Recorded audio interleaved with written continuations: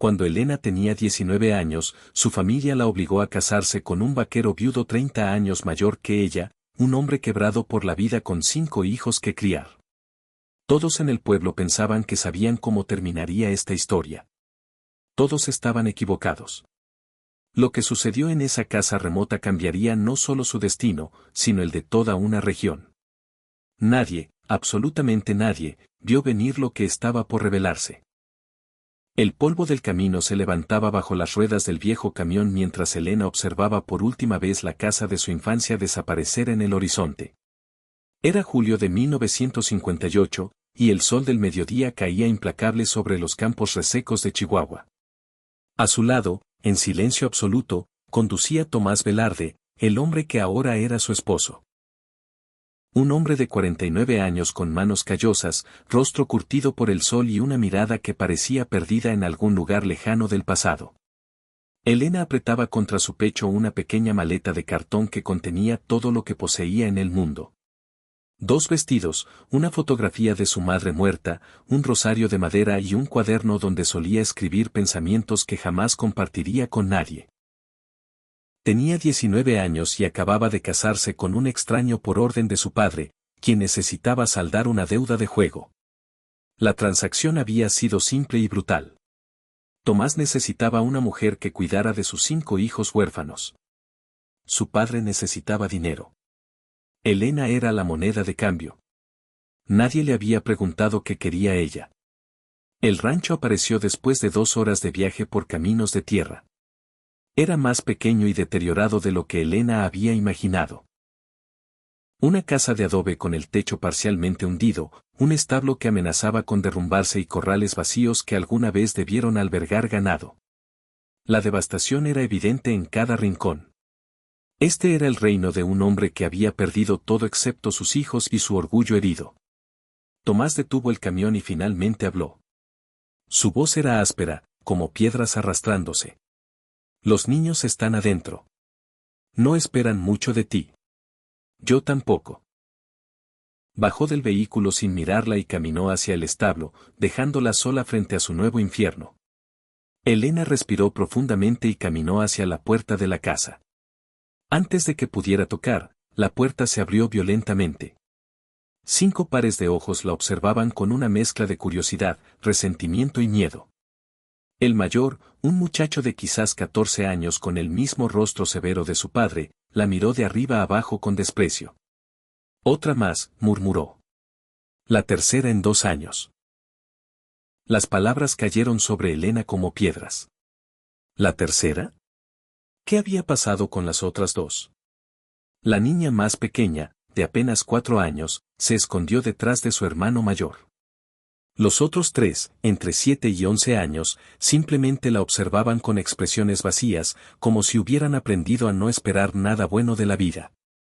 El silencio en esa casa era denso, casi palpable, como si las paredes mismas guardaran secretos terribles.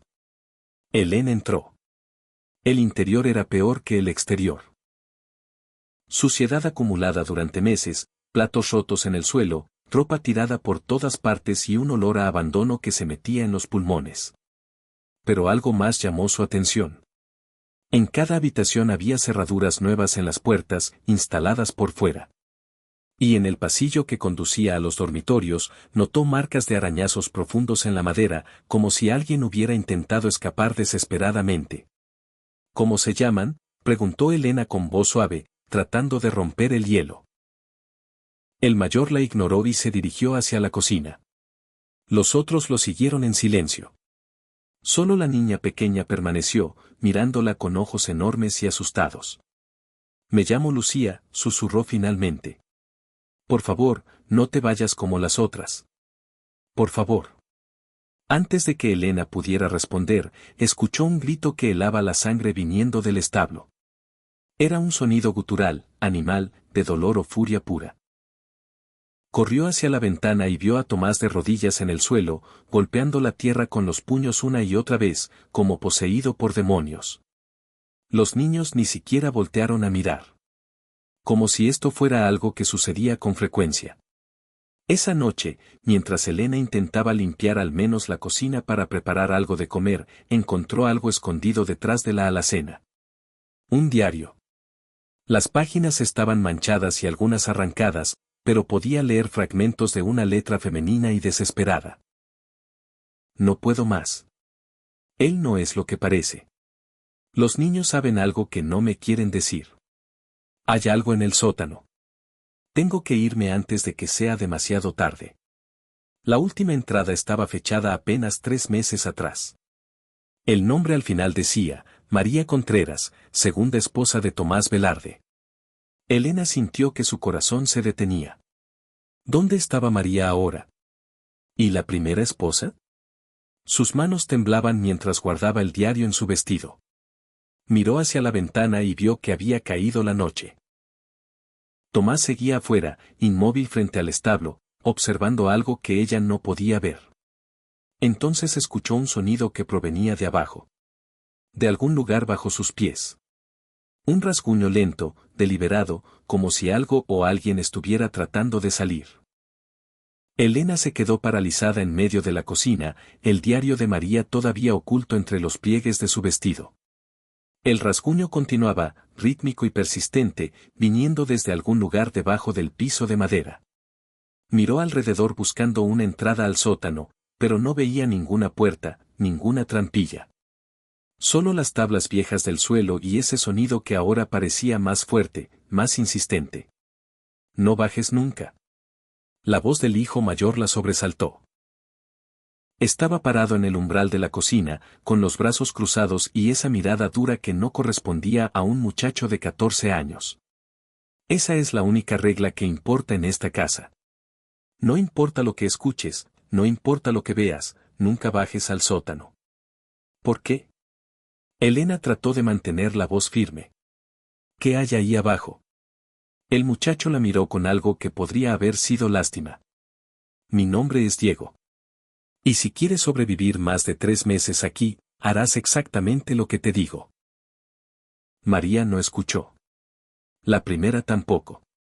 Se dio la vuelta para irse, pero Elena lo detuvo. ¿Qué les pasó? A María y a la otra. Diego se detuvo sin voltear. Su espalda se tensó. Se fueron en medio de la noche. Eso es todo lo que necesitas saber. Pero el temblor en su voz decía otra cosa. Decía que estaba mintiendo. Decía que tenía miedo. Esa primera noche, Elena durmió en una habitación pequeña al final del pasillo, lejos de donde dormían los niños y más lejos aún del cuarto de Tomás. Él ni siquiera había entrado a la casa para cenar.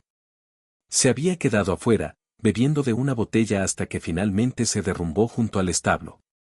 Elena lo había visto desde la ventana, un hombre destrozado por algo más profundo que la pobreza o la soledad. Pero no pudo dormir. El sonido del sótano continuaba, a veces suave, a veces violento. Arañazos, golpes apagados, y ocasionalmente, algo que sonaba terriblemente parecido a un llanto. A las 3 de la mañana, Elena ya no pudo soportarlo más. Tomó una vela y salió de su habitación. Los niños dormían, o al menos fingían dormir. En el silencio de la noche, cada crujido del suelo de madera sonaba como un disparo. Encontró la entrada al sótano detrás de una alacena pesada en la despensa. Una trampilla de madera con 3 candados nuevos y brillantes. Alguien había querido asegurarse de que lo que fuera que estuviera ahí abajo, permaneciera ahí abajo. Elena acercó la oreja a la madera. El sonido era más claro ahora. Definitivamente eran arañazos. Desesperados, frenéticos. Y entonces, una voz. Débil, rota, apenas un susurro. Ayúdame. Por favor. Él va a volver. Elena retrocedió tan rápido que casi dejó caer la vela. Había alguien vivo ahí abajo. Una mujer. Su corazón latía tan fuerte que pensó que despertaría a toda la casa. ¿Era María? ¿O la primera esposa? ¿O había alguien más que nadie sabía que estaba ahí? ¿Quién eres? Susurró Elena contra la madera. Silencio. Luego, la voz nuevamente, más cercana ahora, como si la persona del otro lado también hubiera acercado su boca a la trampilla. No importa quién soy. Importa que te vayas. Esta noche. Antes de que sea demasiado tarde. Él no es un vaquero. Nunca lo fue. ¿Qué quieres decir? La policía lo está buscando. Por lo que hizo en Durango, en Sonora, en todos los pueblos por donde ha pasado. Toma mujeres jóvenes, las trae aquí, y cuando descubren la verdad, cuando tratan de irse. La voz se quebró en un sollozo. Yo traté de irme. María trató de irme. Ninguna lo logró. Elena sentía que el suelo se movía bajo sus pies. ¿Qué verdad? ¿Qué es lo que descubren? Antes de que la voz pudiera responder, una mano enorme se posó sobre el hombro de Elena. Se volteó con un grito ahogado y se encontró cara a cara con Tomás. Estaba completamente sobrio ahora, y sus ojos tenían una claridad terrible, una lucidez que era más aterradora que cualquier borrachera. En su otra mano sostenía un machete que brillaba a la luz de la vela.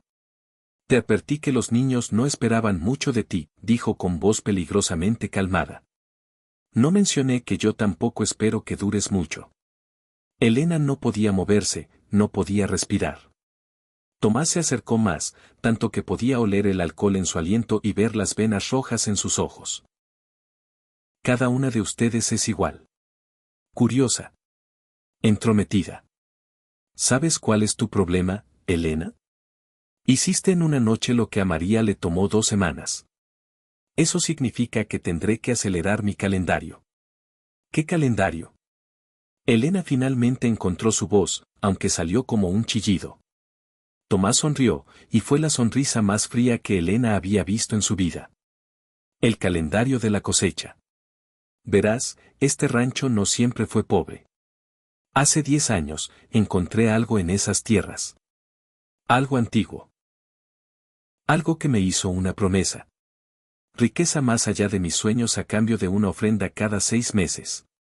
Se acercó a la trampilla y golpeó 3 veces con el mango del machete.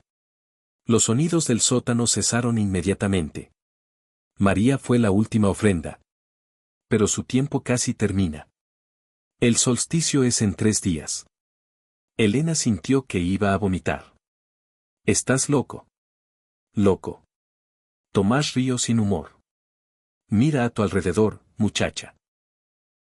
¿Crees que un rancho así podría haber mantenido a 5 niños durante años sin ganado, sin cultivos? El dinero viene. Siempre viene. Después de cada ofrenda, durante 6 meses, el dinero simplemente aparece. En el granero, en los campos, en lugares donde cavamos. Oro, billetes viejos, joyas. Lo suficiente para sobrevivir hasta la siguiente vez. Los niños, Elena apenas podía formar palabras. ¿Los niños saben? Mis hijos saben que tienen que comer. Saben que su padre hace lo necesario para que sobrevivan. Diego entiende. Los demás aprenderán. Tomás bajó el machete y se apartó de la trampilla. Tienes 3 días, Elena. 3 días para decidir si cooperas o si terminas como María. Si cooperas, si ayudas con la ceremonia, quizás te permita quedarte. Quizás seas diferente. ¿Y si me niego? Tomás señaló hacia la trampilla. Entonces habrá 2 ofrendas este solsticio en lugar de una. Y créeme, lo que sea que vive bajo esta tierra, siempre prefiere 2 a 1. Se alejó caminando hacia su habitación, dejando a Elena temblando en la oscuridad. Pero antes de desaparecer en el pasillo, se detuvo una última vez.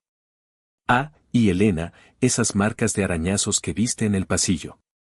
No fueron hechas por mujeres tratando de escapar hacia afuera. Fueron hechas por algo tratando de entrar desde el sótano.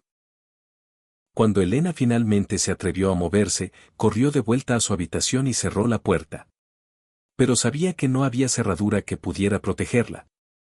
Se sentó en la cama, abrazando sus rodillas, y por primera vez en años, lloró. El diario de María todavía estaba escondido en su vestido. Lo sacó con manos temblorosas y buscó más páginas, más pistas de cómo escapar de esta pesadilla. En la última página, escrita con letra casi ilegible, encontró algo más. Un mapa. Un mapa tosco del rancho con una X marcada en el granero viejo. Y debajo, una sola frase que ofrecía la primera luz de esperanza en medio de toda esta oscuridad: el rifle está donde él nunca mira. Donde enterró su pasado. Elena escuchó pasos en el pasillo. Ligeros, pequeños. Se asomó por la rendija de la puerta y vio a la pequeña Lucía caminando descalza hacia su habitación. La niña se detuvo frente a su puerta y deslizó algo por debajo. Un pedazo de papel doblado. Elena lo recogió rápidamente. Con letra infantil y temblorosa estaba escrito: mi mamá también trató de escapar. Está en el sótano todavía. Por favor, sálvala. Por favor, sálvanos a todos. El corazón de Elena se detuvo. La madre de estos niños, la primera esposa de Tomás, seguía viva después de todos estos años. Pero eso significaba que llevaba casi 3 años encerrada en ese sótano oscuro. ¿Qué quedaba de ella? ¿Y qué era esa cosa que Tomás decía que vivía bajo la tierra? Elena sabía que tenía 3 días para descubrirlo. 3 días para encontrar ese rifle. 3 días para hacer algo que 2 mujeres antes que ella no habían logrado. 3 días para enfrentarse a un monstruo que podría no ser humano, y a algo bajo la tierra que definitivamente no lo era. El amanecer llegó demasiado rápido. Elena no había dormido ni un minuto. Había pasado las horas de oscuridad memorizando cada palabra del diario de María, estudiando el tosco mapa que señalaba el granero viejo. Pero más que eso, había estado escuchando. Los sonidos del sótano habían continuado toda la noche, a veces frenéticos, a veces apenas perceptibles, como si quien fuera que estuviera ahí abajo supiera que su tiempo se agotaba. Cuando finalmente se atrevió a salir de su habitación, encontró la casa extrañamente normal. Diego y los otros niños ya estaban despiertos, preparando un desayuno simple de frijoles y tortillas. Lucía, la pequeña que le había pasado la nota, evitaba su mirada, pero Elena podía ver las lágrimas secas en sus mejillas. Tomás estaba sentado a la mesa, bebiendo café negro, observándola con esos ojos que ahora reconocía como los ojos de un depredador estudiando a su presa. Buenos días, esposa, dijo con una sonrisa que no llegaba a sus ojos. Hoy comenzarás tus deberes. Diego te mostrará cómo cuidamos de este rancho. Elena asintió en silencio, tratando de no mostrar el terror que sentía. Diego la guió afuera después del desayuno, lejos de la casa. Cuando estuvieron suficientemente lejos, el muchacho finalmente habló. Sé que encontraste el diario de María. Y sé que Lucía te dio una nota. Su voz era tensa, cargada de una emoción que trataba de ocultar. Tienes que entender algo. Mi padre no siempre fue así. Antes de que mi madre muriera, antes de que encontrara esa cosa en los campos, él era diferente. Era bueno. Tu madre no está muerta, Diego, Elena dijo suavemente. Está en el sótano. El muchacho se detuvo en seco. Su rostro se contrajo en una mueca de dolor. Mi madre murió hace 3 años. Lo que está en el sótano ya no es ella. Ya no es humana. Ninguna de ellas lo es después de estar ahí tanto tiempo. ¿Qué quieres decir? Diego respiró profundamente, como preparándose para revelar un secreto terrible. La cosa que mi padre encontró en los campos, la cosa con la que hizo el trato, no solo quiere sacrificios. Los transforma. Los mantiene vivos, pero los cambia, los convierte en algo más. Mi madre estuvo ahí abajo 6 meses antes de que papá trajera a la segunda esposa. Cuando finalmente la bajó al sótano para alimentar a la criatura, escuchamos gritos. Pero no eran gritos de mi madre. Eran gritos de la esposa nueva. Y después, escuchamos 2 voces diferentes ahí abajo. 2 cosas diferentes. Elena sintió que sus piernas iban a ceder. ¿Estás diciendo que hay 3 personas en ese sótano ahora? ¿Tu madre, la segunda esposa y María? No, Diego la miró con ojos llenos de un horror antiguo. Estoy diciendo que hay 3 cosas. Ya no son personas. Son lo que esa criatura las convierte cuando necesita más sirvientes. Y en 3 días, cuando el solsticio llegue, bajarán a ti también. A menos que hagas algo que ninguna otra ha podido hacer. ¿Qué cosa? Matar a la criatura antes de que el ritual comience. Diago sacó algo de su bolsillo. Una llave vieja y oxidada. Esta es la llave del sótano. La robé de la habitación de mi padre hace un año. He estado esperando a alguien con el coraje suficiente para usarla. María casi lo tuvo. Pero cuando vio lo que había ahí abajo, cuando vio lo que le habían hecho a mi madre y a la otra mujer, se congeló. Y mi padre la atrapó. Elena tomó la llave con manos temblorosas. ¿Por qué no la has usado tú? Porque soy un cobarde, la voz de Diego se quebró. Porque cuando tenía 10 años, mi padre me obligó a ver lo que le sucedió a mi madre. Me obligó a presenciar el ritual completo. Y desde entonces, cada vez que me acerco a esa trampilla, me paralizo. No puedo respirar. No puedo moverme. Lágrimas comenzaron a rodar por sus mejillas. Pero tú eres diferente. Puedo verlo. Tienes algo que las otras no tenían. Determinación. Rabia. Lo que necesitas para enfrentarte a esto. El rifle, Elena dijo. María escribió sobre un rifle en el granero. Diego asintió. Mi padre lo escondió hace años. Es de cuando trabajaba como sicario para el cartel en Durango. Por eso huyó aquí, por eso cambió su nombre, por eso nunca va al pueblo. Lo están buscando por 12 asesinatos. El rifle es su última conexión con ese pasado. Lo enterró en el granero debajo de una pila de heno viejo, en la esquina noroeste. Está cargado. Siempre lo mantuvo cargado. Antes de que Elena pudiera responder, escucharon un grito desde la casa. Era uno de los niños más pequeños, aterrorizado. Corrieron de vuelta y encontraron a Tomás parado en medio de la cocina, sosteniendo a Lucía por el brazo con tanta fuerza que la niña lloraba de dolor. ¿Quién le dio el diario a mi esposa?, rugió Tomás. ¿Quién la está ayudando a conspirar contra mí? Los otros niños estaban paralizados de miedo. Diego dio un paso adelante, preparándose para mentir, para proteger a su hermana pequeña. Pero Elena lo detuvo.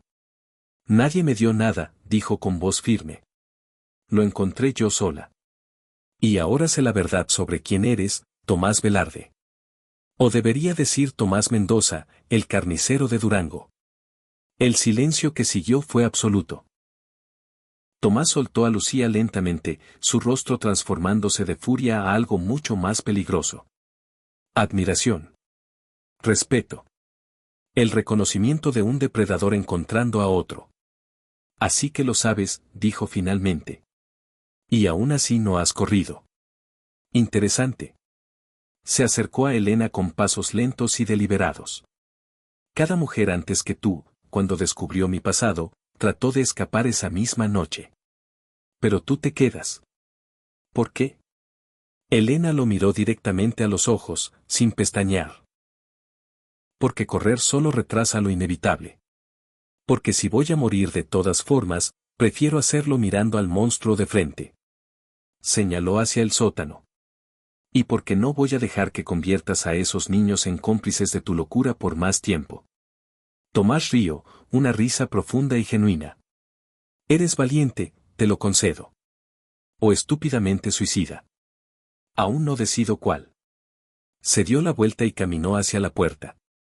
Tienes hasta mañana al mediodía para reconciliarte con tu destino. Después de eso, comenzarán los preparativos. Y Elena, no intentes nada heroico. Tengo ojos en todas partes en este rancho. Si te acercas al granero, si intentas abrir el sótano, si tratas de huir, no solo morirás tú. Mataré a uno de mis hijos frente a ti. Empezando por la pequeña Lucía.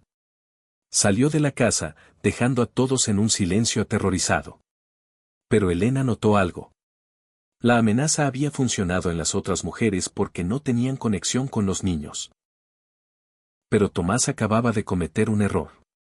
Acababa de darle a Elena una razón más fuerte que el miedo para actuar.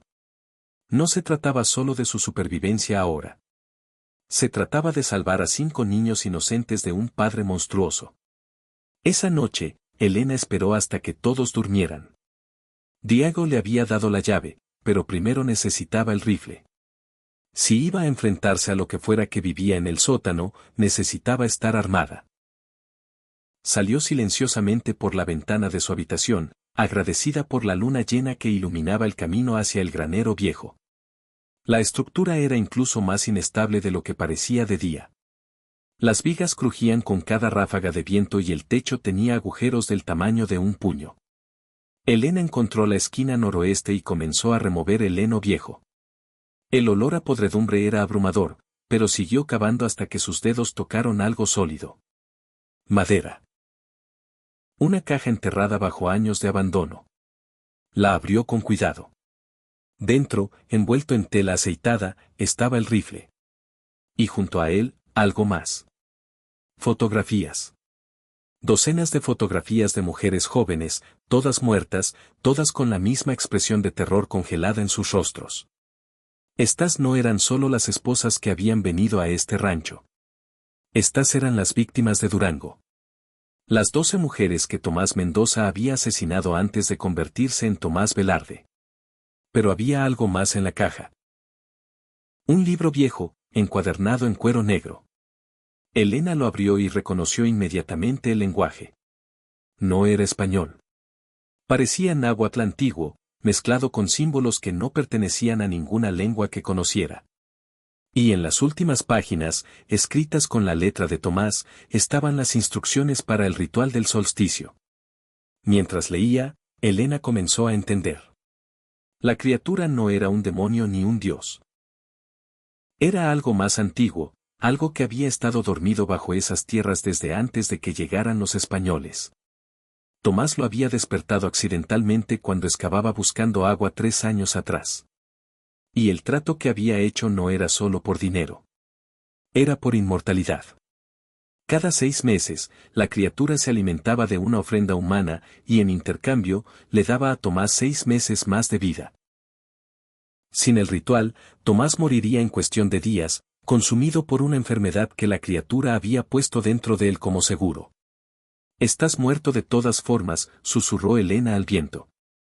«Solo estás demasiado cobarde para aceptarlo». Un sonido detrás de ella la hizo girar con el rifle en mano. Pero no era Tomás. Era todos los niños, de pie en la entrada del granero, mirándola con expresiones que mezclaban esperanza y terror. «Vamos a ayudarte», dijo Diego. «Todos nosotros. Vamos a terminar con esto esta noche». Elena miró los rostros de esos 5 niños que habían vivido en un infierno durante años, y tomó una decisión. No esperaría 3 días. Esta noche, enfrentaría tanto al hombre como al monstruo. Esta noche, todo terminaría, de una forma u otra. El plan era simple pero arriesgado. Diego y los 2 hermanos medianos, Miguel y Roberto, distraerían a Tomás llevándolo al establo con la excusa de que una de las pocas vacas que quedaban estaba enferma. Mientras tanto, Elena, con Lucía y la hermana de 9 años, Carmen, bajarían al sótano. Elena llevaría el rifle. Las niñas llevarían lámparas de aceite. Tenían que ser rápidas. Tenían que ser silenciosas.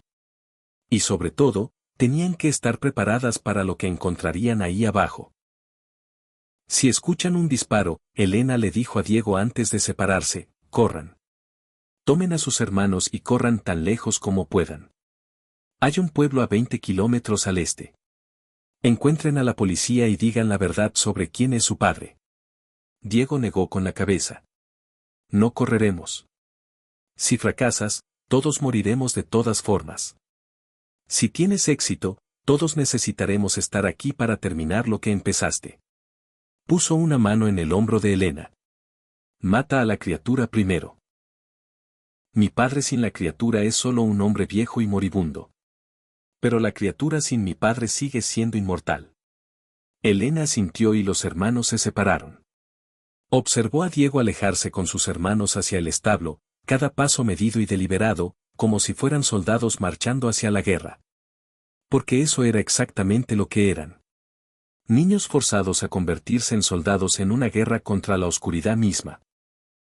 Cuando escuchó las voces en el establo, Elena, Lucía y Carmen corrieron hacia la casa.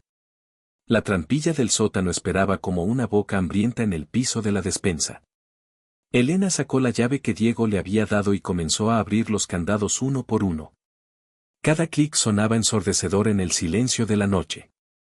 Finalmente, el último candado cayó. «Quédense aquí arriba», Elena susurró a las niñas.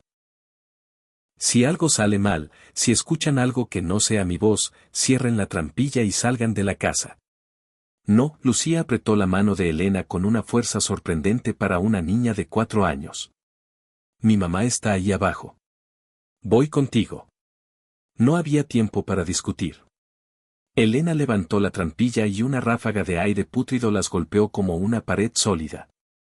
El olor era indescriptible, una mezcla de carne podrida, tierra húmeda y algo más, algo que no pertenecía a este mundo. Una escalera de madera descendía hacia la oscuridad absoluta. Elena encendió su lámpara y comenzó a bajar, el rifle firmemente sujeto en una mano. Los escalones crujían bajo su peso. Cada paso hacia abajo sentía como descender no solo físicamente sino temporalmente, hacia algún lugar antiguo y olvidado. Las paredes del sótano no eran de adobe o piedra como esperaba. Eran de tierra compactada con raíces que sobresalían como venas, y grabados en esas paredes había símbolos que parecían moverse con la luz parpadeante de la lámpara. Cuando finalmente llegó al fondo, Elena encontró que el sótano era mucho más grande de lo que la casa sugería. Se extendía hacia la oscuridad en todas direcciones, como si hubiera sido excavado no por manos humanas sino por algo que había estado cavando durante siglos. Y en el centro de ese espacio imposible, iluminado por una luz verde fosforescente que provenía de las paredes mismas, había 3 figuras.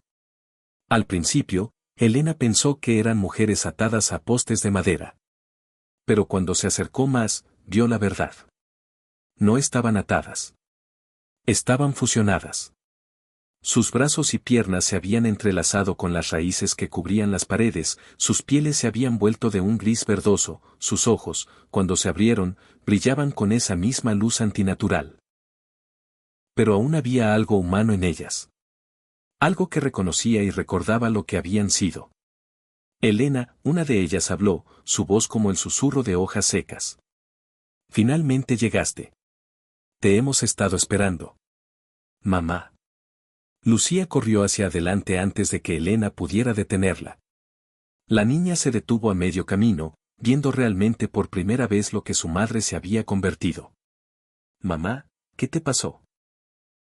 La figura que había hablado, la que había sido la madre de estos niños, trató de sonreír pero su rostro apenas podía formar la expresión. «Mi dulce niña. Has crecido tanto. No debiste venir aquí. Ninguna de ustedes debió venir. Vinimos a salvarlas». Elena levantó el rifle, apuntando hacia las sombras más allá de las 3 mujeres transformadas. «Y a matar a la cosa que les hizo esto». Las 3 figuras hicieron un sonido que podría haber sido risa o llanto. «Tonta niña», dijo otra, la que debía haber sido María. «No puedes matar lo que nunca ha vivido. No puedes destruir lo que es parte de la tierra misma». «Entonces díganme qué puedo hacer». Elena sintió la desesperación creciendo en su pecho. «Tiene que haber una forma de detener esto». «Hay una forma», dijo la tercera mujer, la segunda esposa cuyo nombre Elena nunca había conocido. «Pero requiere un sacrificio que ninguna antes que tú ha estado dispuesta a hacer». Antes de que pudiera explicar, la tierra comenzó a temblar. Las raíces en las paredes se retorcieron y se contorsionaron. Y desde las profundidades del sótano, desde algún lugar aún más abajo, algo comenzó a surgir. No era una criatura con forma definida. Era más como una ausencia de forma, una oscuridad que devoraba la luz, que parecía estar hecha de tierra y raíces y algo más antiguo que el tiempo mismo. Cuando habló, lo hizo con 1000 voces a la vez, algunas en español, otras en lenguas muertas hacía siglos. «Otra ofrenda. Otra esposa para mi jardín. Eres más valiente que las otras. Tu esencia será más dulce». Elena disparó. El rifle rugió en el espacio confinado, ensordecedor. La bala atravesó la oscuridad y simplemente desapareció, como si nunca hubiera existido. La criatura rió. Las armas de los hombres no pueden herirme.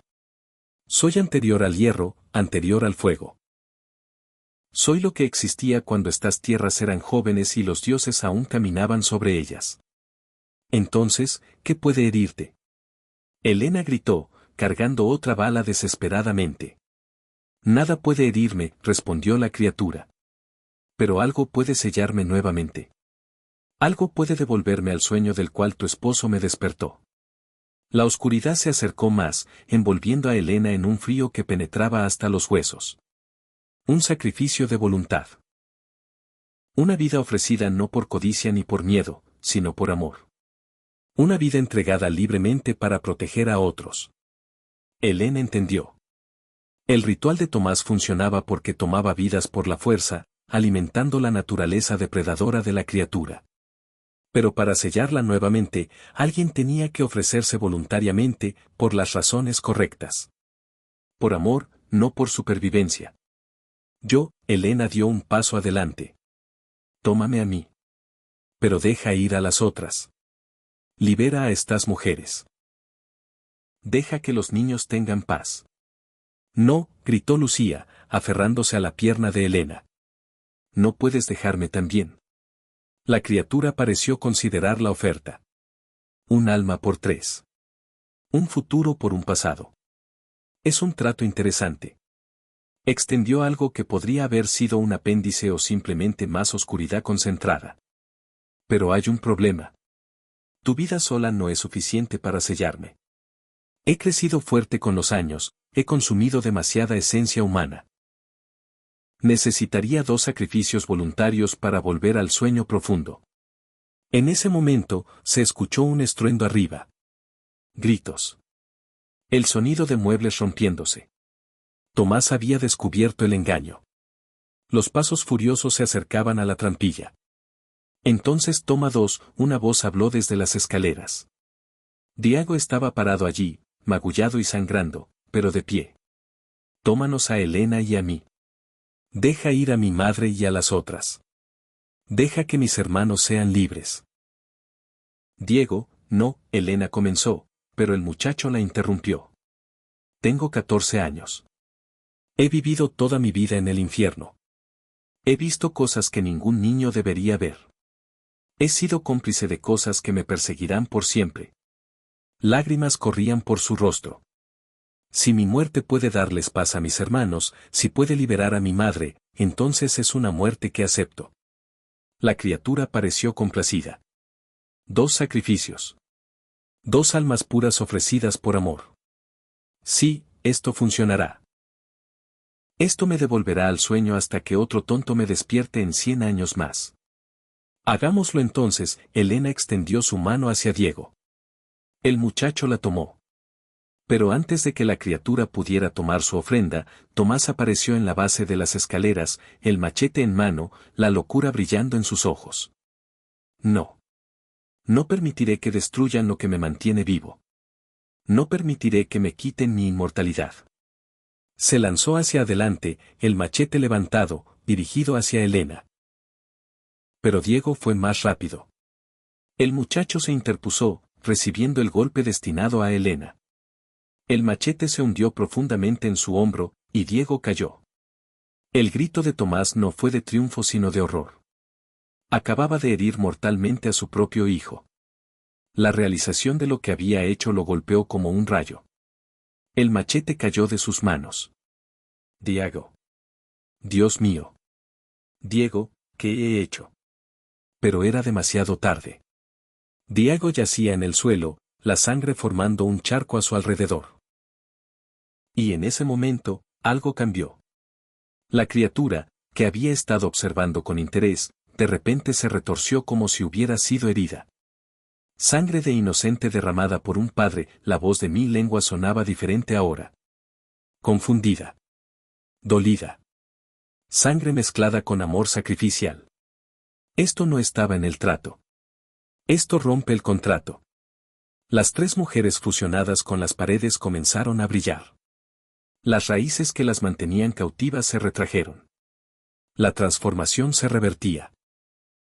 La criatura estaba siendo forzada de vuelta a su prisión no por un sacrificio planeado, sino por uno accidental. La sangre inocente de un hijo intentando salvar a otro, derramada por un padre corrupto, había roto el pacto antiguo.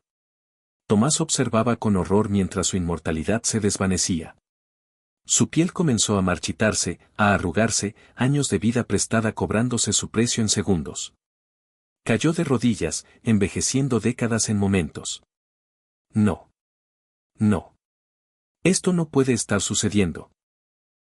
Elena corrió hacia Diego. El muchacho aún respiraba, apenas. Aguanta, le susurró. Aguanta, por favor. Diego sonrió débilmente. Lo logramos. Mira. Mamá está libre. Y era verdad. Las tres mujeres estaban separándose de las paredes, volviendo lentamente a formas completamente humanas. Débiles, traumatizadas, pero humanas. La madre de los niños cayó al suelo, libre por primera vez en 3 años, llorando el nombre de su hijo. La criatura emitió un último lamento antes de desvanecerse en la tierra, sellada una vez más por el sacrificio más puro de todos, el amor de un hermano por sus hermanos, el amor de un hijo por su madre, el amor de un muchacho dispuesto a morir para que otros fueran libres. Cuando finalmente se desvaneció por completo, Tomás ya no era el hombre de 49 años que Elena había conocido. Era un anciano de más de 100 años, su cuerpo finalmente reflejando todos los años que la criatura había mantenido a raya. Y con su último aliento, antes de convertirse en polvo, susurró una sola palabra. Perdón. El silencio que siguió a la desaparición de Tomás era absoluto. Ni siquiera el viento parecía atreverse a soplar. Elena sostenía a Diego en sus brazos mientras la sangre del muchacho empapaba su vestido. La madre de los niños, apenas capaz de mantenerse en pie después de 3 años de cautiverio, se arrastró hacia su hijo mayor con un gemido que partía el alma. Mi niño. Mi precioso niño. Sus manos, todavía temblorosas y débiles, tocaron el rostro de Diego. Resististe. Fuiste tan fuerte cuando yo no pude serlo. Diego abrió los ojos con dificultad. Su respiración era superficial, irregular. Mamá. Estás libre. Todos están libres. Una sonrisa débil cruzó sus labios. Valió la pena. No digas eso, Elena presionaba la herida desesperadamente, tratando de detener el sangrado. No te rindas. Te sacaremos de aquí. Encontraremos un doctor. El pueblo más cercano está a 20 kilómetros, dijo María, una de las mujeres liberadas, su voz todavía ronca por años de desuso. Y el único camino es a través del desierto. Nunca llegaríamos a tiempo. Pero entonces la tercera mujer, la segunda esposa, habló. Hay otra forma. Se arrastró hacia donde había estado el centro de la oscuridad, donde la criatura había emergido. En ese lugar ahora había un agujero en la tierra, y de él brotaba un líquido luminoso, la misma luz verde fosforescente que había iluminado el sótano. La sangre de la tierra. Es lo que la criatura usaba para transformarnos, para mantenernos vivas cuando deberíamos haber muerto. Si Diego la bebe, podría salvarlo. ¿O podría transformarlo como las transformó a ustedes? Elena miró el líquido con desconfianza. La criatura está sellada, la mujer explicó. Sin su voluntad dirigiendo la transformación, la sangre de la tierra solo tiene sus propiedades curativas naturales. Es por eso que civilizaciones antiguas construían sus templos sobre estos lugares. La tierra aquí tiene poder, pero es un poder neutral ahora. Elena miró a la madre de Diego. La mujer asintió, lágrimas corriendo por su rostro. Cualquier posibilidad es mejor que ninguna. Con manos temblorosas, Elena recogió un poco de líquido luminoso en sus manos y lo llevó a los labios de Diego. El muchacho lo bebió, y por un momento, nada sucedió. Luego su cuerpo se arqueó, sus ojos se abrieron completamente, brillando con esa luz verde. Elena lo soltó, aterrada de haber cometido un terrible error. Pero entonces el brillo se desvaneció. La herida en el hombro de Diego comenzó a cerrarse ante sus ojos. No completamente, pero lo suficiente para detener el sangrado, lo suficiente para salvarlo. El muchacho respiró profundamente, su primer aliento completo desde que había sido herido. Funciona, susurró María con asombro. Sin la criatura controlándola, la sangre de la tierra realmente cura. Elena ayudó a Diego a sentarse. El muchacho estaba pálido y débil, pero vivo. Definitivamente vivo. Lucía y Carmen corrieron hacia su hermano, abrazándolo y llorando de alivio. Desde arriba, se escucharon pasos. Miguel y Roberto bajaban las escaleras, sus rostros mostrando el shock de ver a su madre nuevamente, de ver a su hermano mayor herido pero vivo. La reunión fue caótica y hermosa. 5 niños abrazando a la madre que habían perdido hacía 3 años. 3 mujeres, traumatizadas pero vivas, siendo testigos del fin de su pesadilla. Y Elena, parada a un lado, observando la escena con una mezcla de alivio y tristeza. Había venido aquí como una esposa forzada, una víctima. Pero se iba como algo más. Una libertadora. Una sobreviviente. Una hermana para estos niños que habían perdido tanto.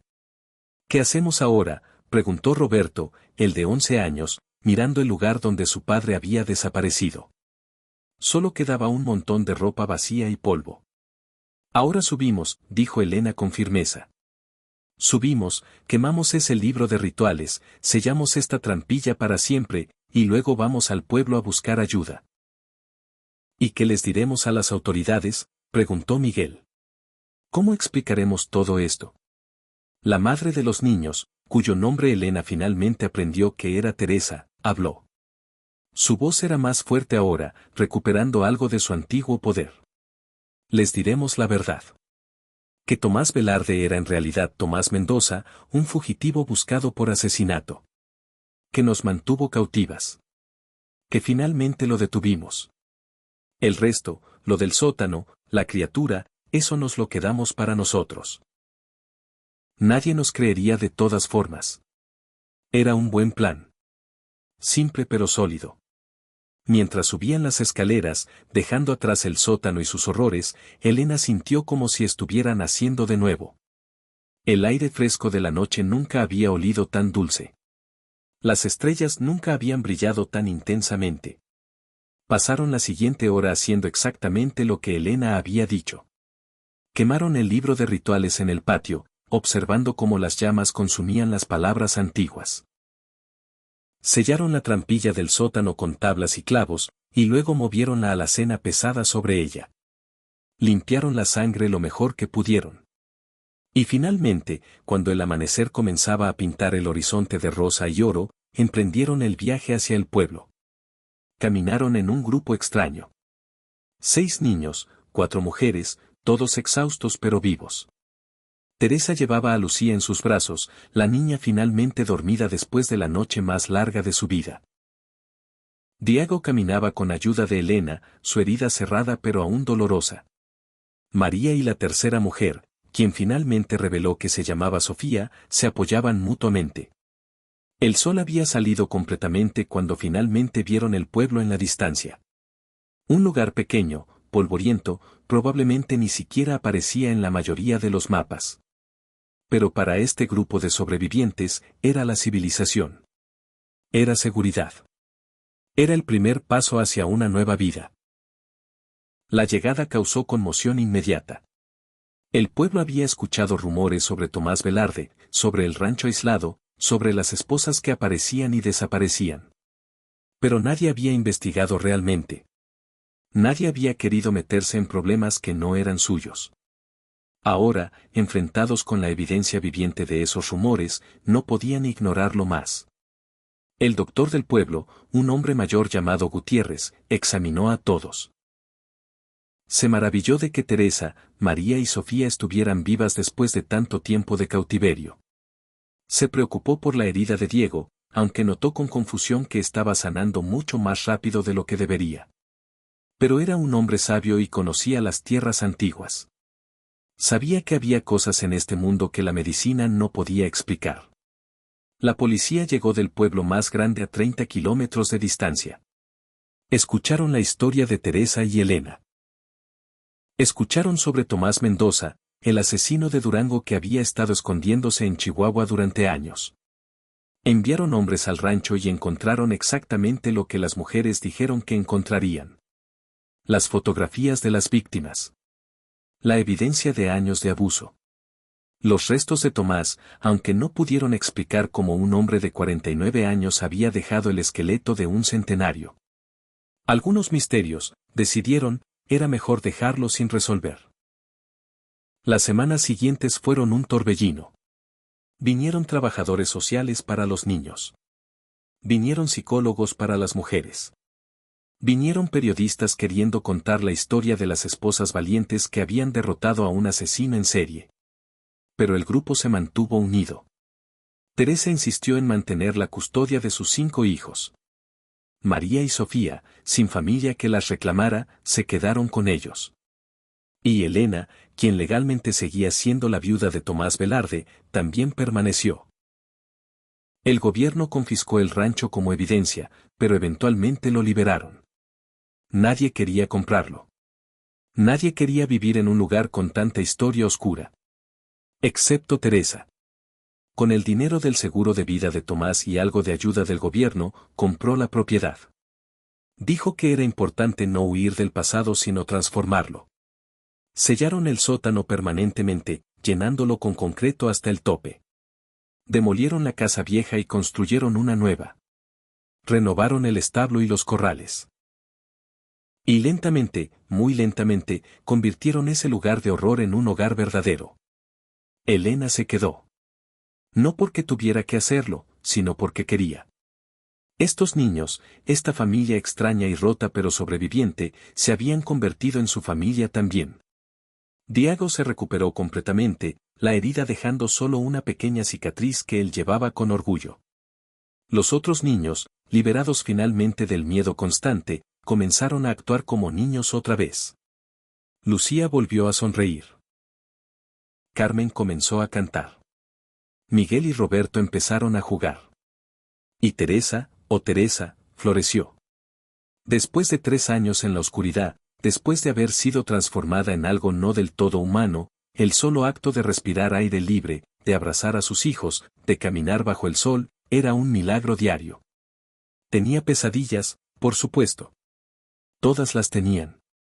Pero también tenían esperanza. María se convirtió en maestra en el pueblo, enseñando a los niños a leer y escribir. Sofía abrió una pequeña tienda vendiendo artesanías. Elena ayudaba a Teresa con el rancho, y juntas criaban ganado y cultivaban lo que la tierra les daba. Ya no era la tierra maldita de Tomás Velarde. Era la tierra de las sobrevivientes. La tierra de las que no se rindieron. Pasaron 6 meses. Luego 1 año. El pueblo comenzó a referirse al rancho como la casa de las mujeres fuertes. Los niños crecieron.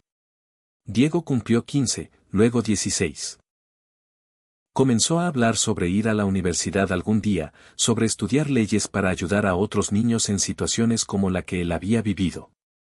Una noche, 2 años después de aquella terrible noche en el sótano, Elena estaba sentada en el porche de la nueva casa viendo la puesta de sol. Teresa salió y se sentó junto a ella, 2 tazas de café en las manos. ¿Alguna vez te arrepientes de haberte quedado?, preguntó Teresa. ¿Podrías haber dejado todo esto atrás? Comenzar fresco en algún lugar donde nadie conociera tu historia. Elena consideró la pregunta. A veces, admitió. A veces sueño con lo que pudo haber sido. Una vida normal. Un esposo normal. Hijos normales algún día. Se volvió hacia Teresa y sonrió. Pero entonces me despierto y recuerdo que esto es mejor que normal. Esto es real. Esto es una familia que elegimos, no una que nos fue impuesta. Teresa asintió. Eres más sabia de lo que deberías ser a tu edad. Tuve buenos maestros. Elena miró hacia donde los niños jugaban en el patio. Diego supervisaba a sus hermanos menores con esa mirada protectora que nunca lo había abandonado. Estos niños me enseñaron lo que significa realmente ser valiente. Y tú les enseñaste que hay adultos en los que se puede confiar. Teresa tomó un sorbo de su café. Les enseñaste que el mundo no es solo oscuridad. Se sentaron en silencio por un momento, disfrutando de la paz que tanto les había costado. El sol se hundía en el horizonte, pintando el cielo de naranjas y púrpuras. En algún lugar debajo de ellas, muy profundo bajo el concreto y la tierra, algo antiguo dormía. Y mientras las mujeres fuertes vigilaran, mientras la familia se mantuviera unida, continuaría durmiendo. 5 años habían pasado desde aquella noche. Elena tenía ahora 24 años, y cuando se miraba al espejo, apenas reconocía a la muchacha asustada de 19 que había llegado al rancho con una maleta de cartón y un corazón lleno de miedo. Esa muchacha había muerto en el sótano. La mujer que había emergido era más fuerte, más sabia, marcada por cicatrices invisibles pero inquebrantable. El rancho prosperaba de maneras que nadie había anticipado. Las tierras que habían estado malditas bajo Tomás ahora producían cosechas abundantes. El ganado se multiplicaba. Era como si la tierra misma, liberada de la corrupción de la criatura y del hombre que la había despertado, estuviera agradecida. Teresa decía que la tierra tenía memoria. Recordaba el sacrificio de su hijo, recordaba la sangre inocente que había roto el pacto oscuro y ahora devolvía bendiciones en lugar de maldiciones. Diego tenía 19 años ahora, la misma edad que Elena cuando llegó. Había ganado una beca completa para estudiar Derecho en la Ciudad de México. Partiría en 2 meses, y aunque todos estaban orgullosos, también había tristeza. Sería la primera vez que la familia se separaría. Pero era una separación necesaria. Diego tenía sueños más grandes que el rancho, y todos lo apoyaban. Miguel y Roberto, de 16 y 14 años respectivamente, habían asumido más responsabilidades en el rancho. Eran buenos muchachos, trabajadores, sin rastro del trauma que había definido su niñez temprana. Carmen, ahora de 14 años, había descubierto un talento para la pintura y sus obras colgaban en las paredes de toda la casa.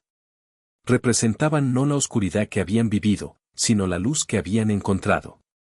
Y Lucía, la pequeña que una vez había rogado a Elena que no se fuera, ahora tenía 9 años y era la más valiente de todos.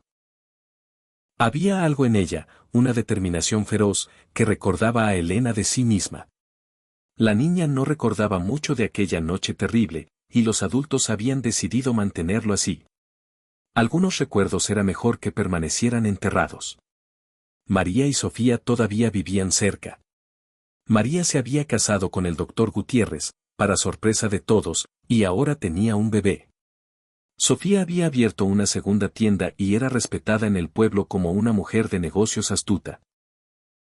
Ambas llevaban las cicatrices de su tiempo en el sótano, física y mentalmente, pero habían construido vidas hermosas a pesar de todo.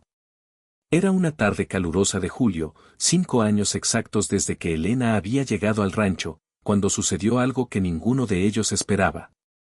Un carro del gobierno se detuvo frente a la casa. No era algo inusual, a veces venían trabajadores sociales para chequeos de rutina. Pero esta vez era diferente. Del carro bajaron 2 hombres con trajes oscuros y expresiones serias. «¿Teresa Velarde?», preguntó uno de ellos. Teresa salió al porche, Elena a su lado. «Sí, soy yo. Soy el agente Ramírez de la Oficina Federal de Investigación. Necesitamos hablar con usted sobre algo que hemos descubierto». El corazón de Elena se aceleró. Después de 5 años, ¿había algo más sobre Tomás que había salido a la luz? Invitaron a los hombres a entrar y se sentaron en la sala. Los niños fueron enviados afuera, todos excepto Diego, quien insistió en quedarse. El agente Ramírez abrió un maletín y sacó una carpeta gruesa. Hemos estado investigando la red de Tomás Mendoza. Como saben, él fue responsable de al menos 12 asesinatos confirmados en Durango. Pero lo que no sabíamos hasta hace poco es que también tenía conexiones con una organización mucho más grande. Un culto. Teresa y Elena intercambiaron miradas alarmadas. ¿Un culto?, preguntó Teresa. Sí. Se hacen llamar los guardianes de la tierra antigua. Creemos que existen desde hace siglos, pasando conocimiento de generación en generación sobre lugares como este rancho. Lugares donde el velo entre nuestro mundo y algo más antiguo es delgado. El agente hizo una pausa. Lo que encontró Mendoza aquí no fue accidente. Fue dirigido a este lugar por miembros del culto. ¿Por qué nos están diciendo esto ahora?, preguntó Diego, su voz tensa. El segundo agente, que se había presentado como Silva, habló por primera vez. Porque hemos arrestado a varios miembros del culto en las últimas semanas. Y bajo interrogatorio, revelaron algo preocupante. ¿Saben lo que pasó aquí? Saben que la entidad fue sellada nuevamente. Y no están contentos. Elena sintió un frío recorrer su espina dorsal. ¿Qué quieren? Quieren despertarla nuevamente, dijo Ramírez. No solo aquí, sino en otros lugares. Tienen mapas de docenas de sitios similares en todo el país. Creen que si despiertan suficientes de estas entidades, pueden traer de vuelta una era antigua. Una era donde los humanos no eran los dominantes. Eso es locura, Teresa se puso de pie, su rostro pálido. Lo es, acordó Silva. Pero es locura peligrosa. Y la razón por la que estamos aquí es porque interceptamos comunicaciones que sugieren que planean un ataque a este rancho dentro de las próximas semanas. Quieren terminar lo que Mendoza empezó. El silencio que siguió era pesado. Después de 5 años de paz, después de todo lo que habían construido, ¿realmente tendrían que defender este lugar nuevamente? ¿Qué sugieren que hagamos?, preguntó Elena finalmente. Pueden irse, dijo Ramírez. Podemos reubicarlos a todos. Darles nuevas identidades. Sería lo más seguro. No, la voz de Teresa era firme. No huiremos. Ya no. Este es nuestro hogar. Lo ganamos con sangre y lágrimas. No se lo entregaremos a ningún culto loco. Entonces les ofrecemos protección, dijo Silva. Podemos estacionar agentes aquí. Vigilar el lugar. Pero necesitamos su cooperación total. Durante los siguientes días, el rancho se transformó. Llegaron más agentes federales. Instalaron cámaras de seguridad. Establecieron un perímetro. Elena se sentía como si estuviera viviendo en una película, no en su vida real. Pero sabía que era necesario. Diego pospuso su partida a la universidad. No puedo irme ahora, dijo cuando Elena trató de convencerlo de que siguiera con sus planes. No cuando mi familia está en peligro nuevamente. Una noche, 2 semanas después de la visita de los agentes, Elena no podía dormir. Salió al porche y encontró a Diego allí, mirando las estrellas. No puedo dejar de pensar, dijo sin mirarla, que tal vez esto nunca termine. Que siempre habrá alguien que quiera despertar esas cosas. Que construimos nuestra paz sobre cimientos que siempre estarán amenazados. Elena se sentó junto a él. Quizás tengas razón. Quizás siempre tendremos que ser guardianes. Pero eso no significa que no valga la pena. Mira todo lo que hemos construido. Mira a tus hermanos. ¿No vale la pena luchar por eso? Y si no soy lo suficientemente fuerte esta vez, la voz de Diego se quebró. La última vez casi muero. La próxima vez podría no tener tanta suerte. Entonces no estarás solo, Elena tomó su mano. La última vez éramos niños aterrorizados enfrentando lo desconocido. Ahora somos una familia. Ahora tenemos ayuda. Y ahora sabemos exactamente lo que enfrentamos. El ataque vino 3 noches después. No fueron sutiles. 20 miembros del culto, vestidos con túnicas negras, intentaron irrumpir en el rancho justo después de la medianoche. Pero los agentes federales estaban listos. Hubo disparos. Hubo gritos. Pero esta vez, la familia no tuvo que luchar sola. Cuando amaneció, todos los miembros del culto estaban bajo custodia. Ninguno de los niños había resultado herido. Los agentes habían hecho su trabajo. Pero algo preocupaba a Elena. Los cultistas no habían intentado llegar al sótano. Habían intentado llegar a otra parte del rancho. Al granero viejo, donde Tomás había enterrado su pasado. Hay algo más aquí, dijo Elena a los agentes. Algo que no sabíamos. Algo que ellos querían. Excavaron en el granero. Y debajo del lugar donde habían encontrado el rifle y las fotografías años atrás, encontraron algo más. Una caja de piedra antigua, sellada con símbolos que coincidían con los del libro de rituales que habían quemado. Dentro había otro libro.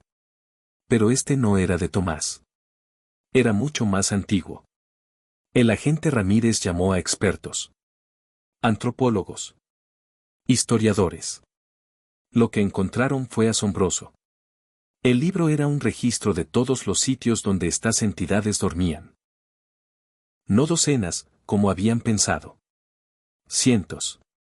En todo el continente. Y más importante, contenía instrucciones no solo de cómo despertarlas, sino de cómo sellarlas permanentemente. Esto cambia todo, dijo uno de los antropólogos, un hombre llamado Dr. Ortega. Con este conocimiento, podemos mapear todos los sitios. Podemos asegurarnos de que estén protegidos. Podemos prevenir que otros como Mendoza o este culto los despierten. Oh, dijo Teresa lentamente, podemos hacer algo mejor. Podemos sellarlos permanentemente. Todos ellos. Era un proyecto ambicioso. Tomaría años. Requeriría recursos que no tenían. Pero el gobierno estaba interesado. Si estas entidades representaban una amenaza real, valía la pena invertir en asegurarse de que nunca fueran despertadas. Diago encontró su propósito. En lugar de solo estudiar leyes, estudiaría también antropología. Se convertiría en uno de los expertos en estos sitios antiguos. Dedicaría su vida a proteger al mundo de amenazas que la mayoría ni siquiera sabía que existían. Es extraño, dijo Elena una noche, meses después, cuando las cosas finalmente se habían calmado. Vine aquí como una víctima. Como una ofrenda para un monstruo. Y terminé siendo parte de algo mucho más grande. Todos lo fuimos, dijo Teresa, rodeada de sus 5 hijos, todos vivos, todos sanos, todos con futuros brillantes por delante. Todos éramos solo personas ordinarias enfrentando circunstancias extraordinarias. Y de alguna manera, sobrevivimos. Más que sobrevivir, María, quien había venido a visitarlos con su esposo y su bebé, agregó. Prosperamos. Convertimos el horror en esperanza. Sofía levantó su copa de vino. Un brindis entonces. Por las mujeres fuertes.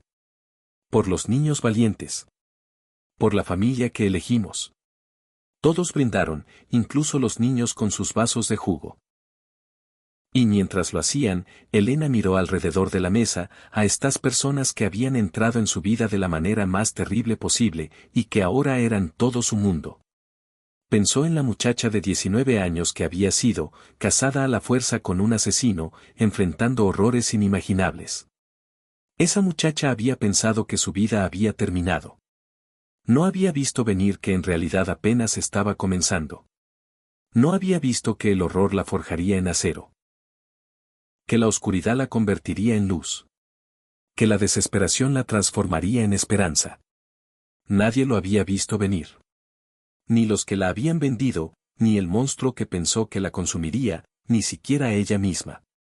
Pero aquí estaba, 5 años después, no solo sobreviviente sino triunfante. Rodeada de familia. Viviendo en propósito. Convirtiendo su pesadilla en el comienzo de algo hermoso. Y en algún lugar, muy profundo bajo el concreto y la tierra, algo antiguo dormía. Soñaba con un tiempo que nunca volvería. Porque arriba, las mujeres fuertes vigilaban. Los niños valientes crecían. Y el amor que habían forjado en el fuego era más fuerte que cualquier oscuridad antigua. Esta era la historia que nadie vio venir. La historia de cómo el mal más profundo puede dar a luz al bien más brillante. La historia de cómo una muchacha que fue vendida como ganado se convirtió en la guardiana de algo mucho más grande que ella misma. Y mientras las estrellas brillaban sobre el rancho que una vez fue maldito pero ahora era bendito, Elena supo con certeza absoluta que había encontrado exactamente donde pertenecía. No a pesar de su historia terrible, sino por causa de ella. Porque a veces, las mejores familias no son las que nacen de la sangre. Son las que nacen del fuego. Y ningún fuego había sido más caliente, ninguna prueba más severa, que la que habían enfrentado juntos. Nadie lo vio venir. Pero ahora, mirando hacia atrás, Elena no podía imaginar su vida de ninguna otra manera.